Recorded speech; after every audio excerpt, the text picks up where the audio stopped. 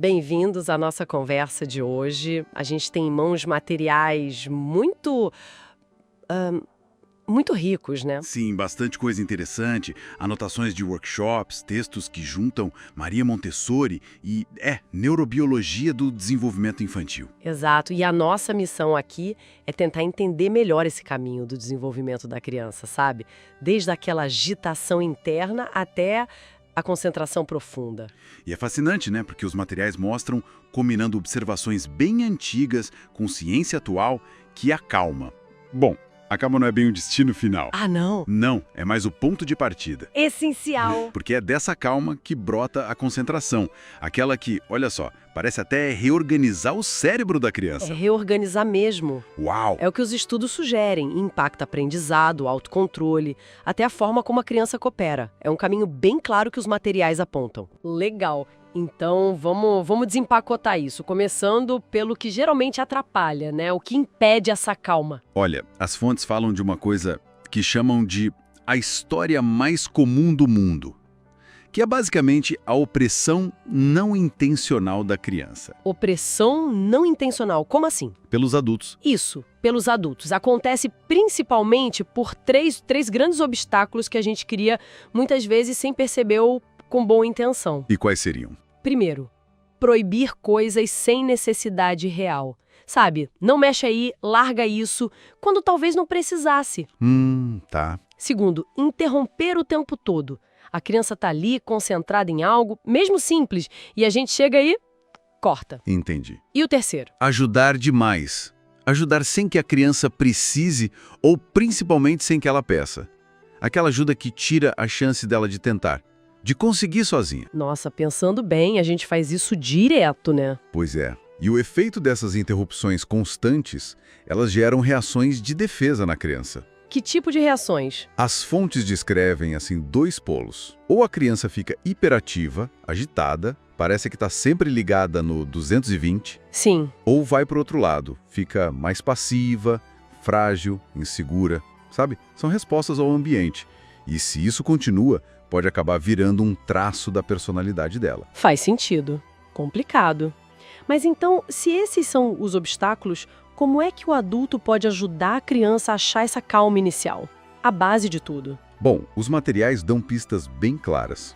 3 ajudas que são cruciais. A primeira é previsibilidade. Previsibilidade. Tipo rotina. Isso. Mas não só rotina. É amor estável, sabe? Limites claros, consistentes, um ambiente emocional seguro. Isso acalma muito. Ok. Previsibilidade. Qual a segunda? Escolha. Oferecer pequenas escolhas, claro, adequadas para a idade. Quer a banana ou a maçã? A blusa azul ou a vermelha? Coisas simples, mas que devolvem para a criança um senso de controle sobre a própria vida. Pequenas escolhas que dão poder. Gostei. E a terceira ajuda? Ação. Permitir que a criança faça coisas sozinha. Ações simples, possíveis para ela. Servir a própria água, guardar um brinquedo, tentar calçar a meia.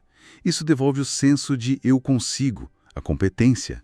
Previsibilidade, escolha e ação. Anotado. E aí, quando essa calma inicial começa a aparecer, qual o caminho que as fontes descrevem? O que acontece depois? Elas detalham um percurso bem interessante, que a Montessori observou, em 5 etapas. Chamam de caminho do desenvolvimento total. 5 etapas. Começa como? Começa no caos interior. Aquela fase de desorganização, talvez agitação, até agressividade. É aí que a criança mais precisa daquela previsibilidade, dos limites firmes que a gente falou. Certo, o caos. E depois? Aos poucos pode vir a calma instável. A criança, se acalma um pouco, mas parece meio perdida, sem foco, não sabe o que fazer. Aí o adulto ajuda organizando o ambiente, convidando para atividades simples. A calma chega, mas ainda meio sem rumo. E como é que o foco aparece? Justamente. A terceira etapa é o interesse e a primeira concentração. A criança começa a explorar algo, sabe? Por um tempinho curto. Busca fazer sozinha, mas ainda olha muito para o adulto, buscando aprovação. É o comecinho da concentração de verdade. Ah, aí começa a engrenar. Isso. Se o ambiente ajuda, ela avança para calma estável e concentração inicial. Aqui a concentração já dura mais, a criança busca o que fazer, aceita nos desafios, O papel do adulto é validar o esforço, sabe? Nossa, vi como você tentou. Não tanto o resultado final. Validar o esforço, não o resultado, importante. E o ponto máximo desse caminho, qual seria? Seria a quinta etapa, concentração independente. É quando a criança consegue ficar em uma atividade por períodos longos e você vê que ela está feliz, sabe? Contente ali. Ela tem iniciativa, cuida das coisas, coopera com os outros. Naturalmente. E o adulto nessa fase? O adulto, aqui, quase só precisa observar e respeitar. É lindo de ver. Isso me lembra aquela história que está nos materiais das novas crianças da Montessori, que os jornalistas ficaram de boca aberta. Exatamente. Mas não eram crianças diferentes, né? Era um ambiente. Exato. Eram crianças comuns, mas num ambiente preparado, onde esses obstáculos tinham sido tirados do caminho. É um lembrete forte de que o potencial está ali, em todas elas. E as fontes falam até que o elogio pode ser um obstáculo. Como assim? Pois é, parece contraintuitivo, né? Mas o que os textos sugerem é que aquele elogio focado na pessoa, nossa, como você é inteligente, em vez de focar no processo, uau, vi quanta dedicação você colocou nisso, pode, na verdade, interromper a concentração. Sério? Sim. Porque a criança pode começar a buscar mais a validação de fora, o elogio, do que a satisfação que vem da atividade em si. Mexe com o motor interno dela, sabe? Que insight. Muito bom. E esse caminho todo, essas 5 etapas, isso vale só para os pequenininhos? Não, de jeito nenhum. O princípio é o mesmo para todas as idades. O que muda é o tipo de ajuda e o tipo de atividade. Ah, adapta para a idade. Isso. Para bebês, 0 a 3, o foco é total na exploração sensorial, movimento livre. Para pré-escolares, 3 a 6, são as atividades práticas, a ordem, refinar os sentidos. E para os maiores? Dos 6 aos 12, a coisa vira mais intelectual, social, projetos, trabalho em grupo, explorar o mundo. E na adolescência, 12 a 18, entra forte a necessidade de pertencer, de contribuir socialmente, projetos com impacto real. Entendi. Mas o papel do adulto é sempre o mesmo, no fundo. Adaptar aquelas 3 ajudas: previsibilidade, escolha, ação, para tirar os obstáculos da frente, que são diferentes em cada fase. Então, para a gente amarrar tudo isso, a mensagem principal que esses materiais trazem parece ser que, bom, o potencial para o desenvolvimento pleno, para essa concentração que organiza tudo, ele está lá. Exatamente. O desafio maior é nosso, dos adultos, né? Conhecer esse caminho para não ficar bloqueando sem querer. Precisamente. Porque a concentração não é só ficar quieto fazendo uma tarefa. É um estado neurológico mesmo, poderoso.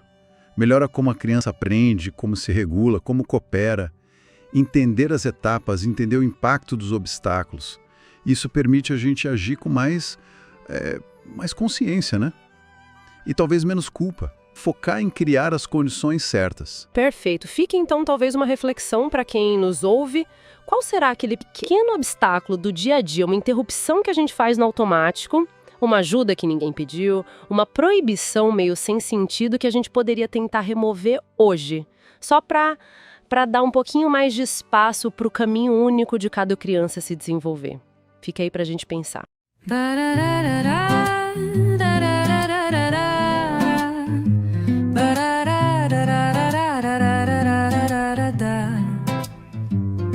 No peito pequeno, às vezes a dor, mas tudo melhora com afeto e amor. O adulto que acolhe com calma no olhar, ensina o caminho, ensina a amar. Limite é carinho, escolha é poder. A força nasce de se perceber. A calma floresce, começa a brilhar. A criança confia e quer explorar. Quando se acalma, o foco aparece. A mente desperta, o corpo agradece. E o mundo se abre, pronto pra crescer. Do caos à paz, do broto ao florescer. Arararará, arararará, arararará.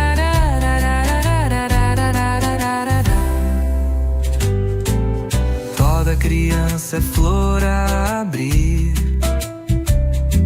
precisa do tempo pra expandir. Com luz, cuidado, escuta também. Cresce confiante, faz o bem. Quando se acalma, o foco aparece, a mente desperta, o corpo agradece e o mundo se abre, pronto pra crescer. Do caos à paz, do broto ao florescer. Toda criança carrega um jardim, às vezes coberto de espinhos, às vezes perdido no tempo, mas com amor, presença e respeito.